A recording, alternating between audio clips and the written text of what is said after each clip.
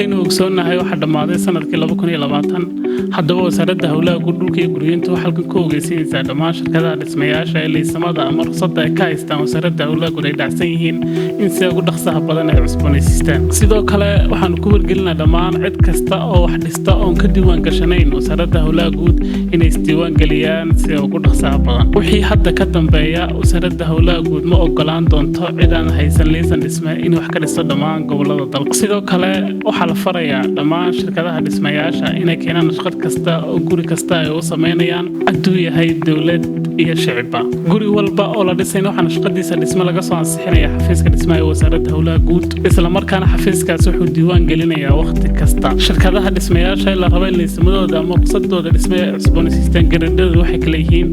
A B C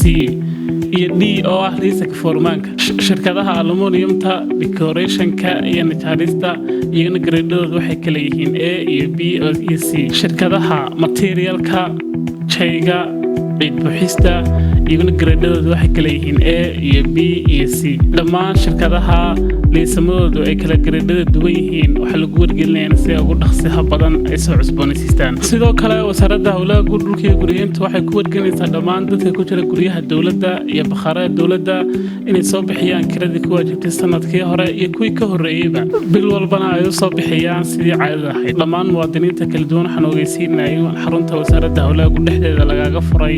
xafiis wasaaradda maaliyaddu leedahay oo lagu qaban doono laguna bixin doono dhammaan cashuuraha kala duwan ee aanu tilmaano wareegtadan wargelinta waxay ka soo baxday xafiiska agaasimaha guud ee wasaaradda hawlaha guud dhulka iyo guryeynta Dr. Jamaal Cabdi Muuse